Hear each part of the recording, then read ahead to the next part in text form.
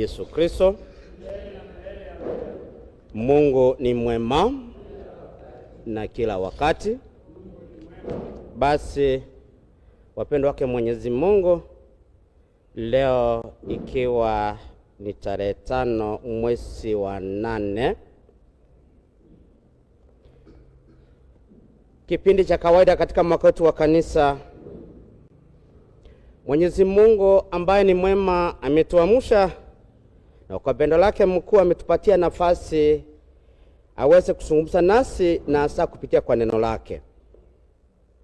Kwa muda ambao umepita, kama majuma matatu yameisha, tumekuwa tukisoma kitabu cha nabii Yeremia na Injili ya Mtakatifu Mathayo.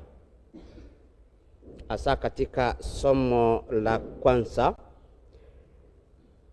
Yeremia nabii wa Bwana amekuwa akinena nasi, Mwenyezi Mungu akimtumia, na hasa amekuwa akitangaza ujumbe wake Mwenyezi Mungu.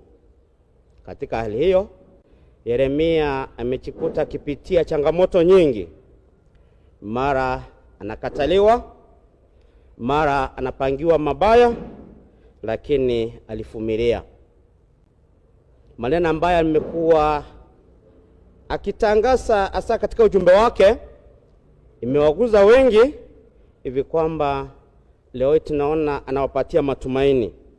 Siku ya leo ni siku ambayo kila mmoja wetu anastahili kuwa na matumaini. Matumaini hivi kwamba Mungu wetu ambaye anatupenda, Mungu wetu ambaye anatuadhibu, ni Mungu mwenye huruma. Kwa hiyo tunatafakari cha huruma yake Mwenyezi Mungu. Mungu ambaye anatupenda kwa upendo usio na kikomo. Mungu ambaye anatupenda kwa upendo usio na kikomo. Basi Bwana Mungu asema, itakuwa Mungu wa makabila yote kwa ajili ya upendo wangu. Nyinyi ambao mmeyapitia magumu, leo hii naonyesha upendo wangu kwamba nawapenda, maisha yenu yatabadilika. Ujumbe wa Yeremia amekuwa akiwaambia wasiporekebisha maisha yao, bado wataendelea kuishi katika zile shida.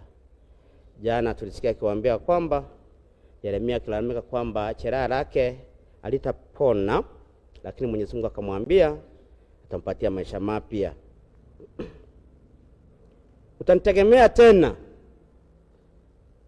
hata kama umekuwa ukinikosea, mimi bado ni Mungu wako. Mara nyingi wapendwa wake Mwenyezi Mungu tumejikuta katika hali ya kumkosea Mungu wetu. Hata hivyo bado Mungu anatupenda. Ndiye akasema, nimekupenda kwa pendo lisilo na kikomo. Tutafakari neno hili. Mungu ambaye anatupenda kwa pendo ambalo halina kikomo ni Mungu ambaye anataka tumtegemee. Kwa hivyo chochote kisiwe ni kizuizi kutuzuia na pendo lake Mwenyezi Mungu. Pili, Mungu ambaye anatupenda kwa pendo ambalo halina kikomo ni Mungu wa msamaha. God who forgives. Mungu ambaye anatusamea. Hakuna dhambi ambaye Yesu akasamea, bora tu tuombe msamaha na kujirudia. Mungu ambaye anatupenda kwa pendo ambalo halina kikomo ni Mungu ambaye anakusudia tuishi kwa furaha.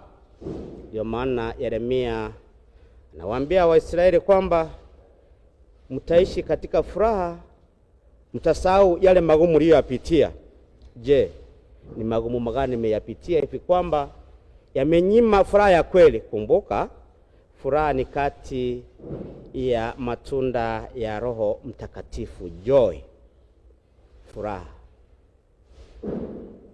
ni matumaini yetu kwamba hata tukipitia changamoto, tukiwa waaminifu, tukiwa wenye imani, Mwenyezi Mungu atatuletea ile furaha.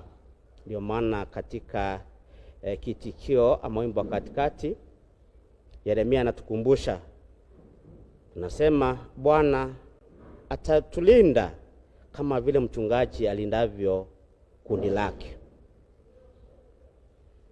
Mchungaji anapolinda kundi lake, anajitolea, analipenda, na Mungu wetu ni hivyo. Tumtegemee. Yeye ndiyo mlinzi wetu wakati wa raha na wakati wa shida. Katika somo la Injili ya Mtakatifu Mathayo, Yesu Kristo amekuwa akitenda mema na baada anaendelea kutenda mema. Ili somo linatuonyesha umuhimu wa kuwa wavumilivu katika maombi. Tuombe bila kukoma. Wakati mwingine, wapendwa wake Mwenyezi Mungu, nafikia wakati ambapo tunaombea jambo fulani katika binadamu wetu, katika udhaifu wetu, tunaona kana kwamba Mwenyezi Mungu hayuko karibu. Tunaona kana kwamba Mwenyezi Mungu ametusahau. Mungu wetu hawezi akatusahau.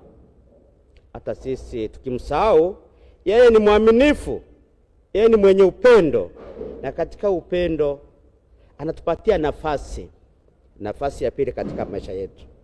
Ndio tunaona mwanamke Mkanayo amemfuata Yesu na analia kwa sauti kuu, anamwambia, Bwana unirehemu, Bwana unirehemu. Ni kwa nini? Kwa sababu binti yangu anateseka.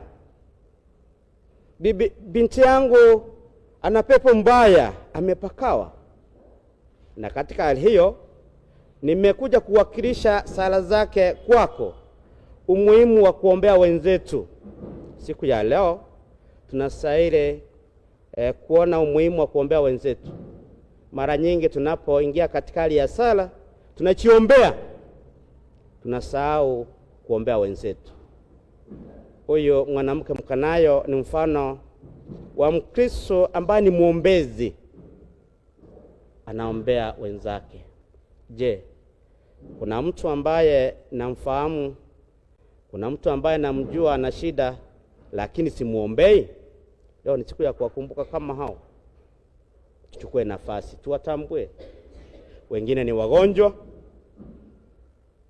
wengine wamelemewa, wako katika hali ya dhambi na wanaumia. Leo tunastahili kutafakari juu huruma kuu ya Mwenyezi Mungu, the divine mercy of our God. Mungu ambaye anatuhurumia, Mungu ambaye anatuponya hasa wakati tunahitaji. Huyo mama alipokuwa akiomba, wafuasi wa Yesu Kristo waliona ni kana kwamba anapiga kelele. Mungu anaona tofauti na vile mwanadamu anaona. Ndio maana akamwambia, muacha aende zake, anatusumbua, ametupigia kelele. Wakati mwingine, wapendwa kwa Mwenyezi Mungu, katika sala zetu, labda katika imani yetu, tunalaumiwa. Ni mara ngapi umemwambia jambo fulani hivi kwamba watu wanaona kana kwamba maombi yako ni kelele tu? Leo ni siku ya kujipa moyo.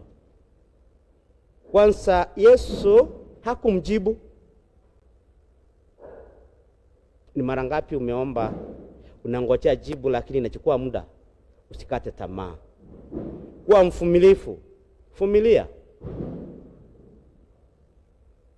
Huyu mama alimchongea, akaja akamsujudia, akamwambia, Bwana unirehemu. Na Yesu, katika mazungumzo ya Yesu Kristo na huyu mwanamke Mkanayo, inaonyesha umuhimu wa kuwa na imani isiyotingizika. Yesu Kristo ametumia mfano kwamba si vema kupeana chakula cha watoto kwa vichipwa, umbwa.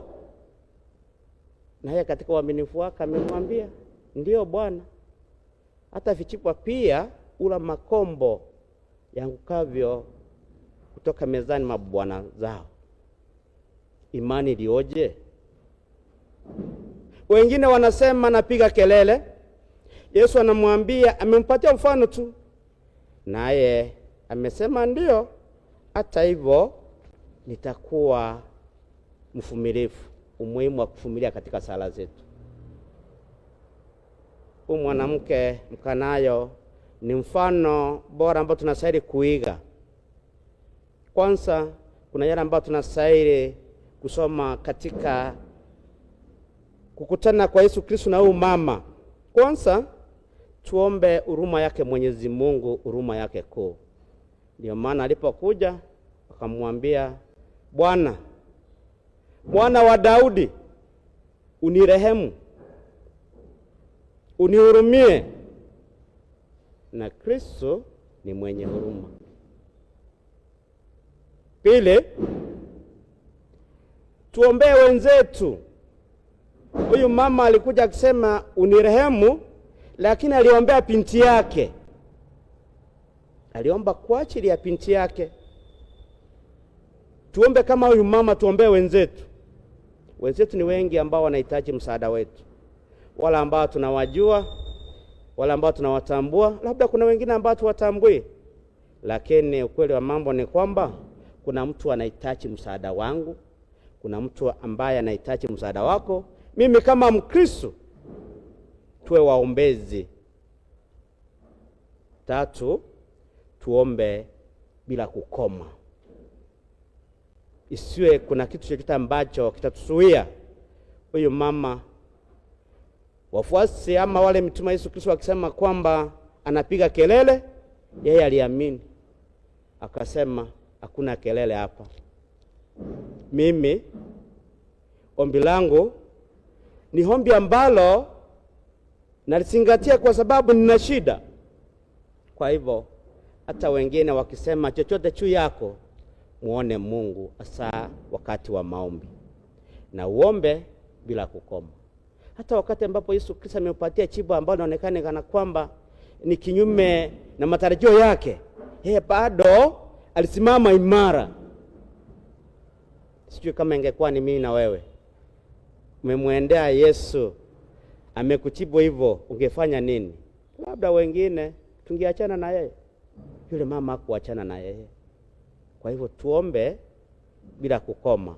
Na mwisho tukiomba bila kukoma, tutaona matokeo yake. Ndio maana neno la mwisho Yesu Kristo alimwambia, mama, na iwe kwako kama ulivyoamini. Leo tutafakari maneno haya, na iwe kwako kama ulivyoamini. Je, ninayo imani? Imani yangu ni haba?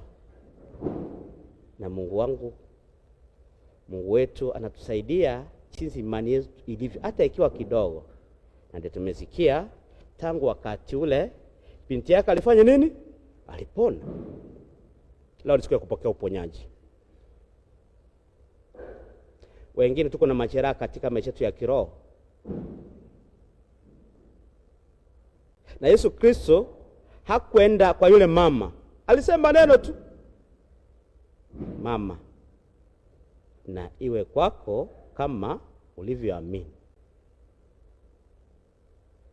Leo mimi na wewe nasikia maneno. Nasikia Yesu akiniambia fulani, iwe kwako kama ulivyoamini. Basi nawaalika tumletee Yesu Kristo shida zetu. Hawezi akatufukuza. Anatuambia maneno ya huyu mama, na iwe kwako kama ulivyoamini. Na iwe kwako kama ulivyoamini. Tutafakari ya maneno siku ya leo, maneno ya Yesu. Tuwe na imani, na Yesu atasaidia imani yetu.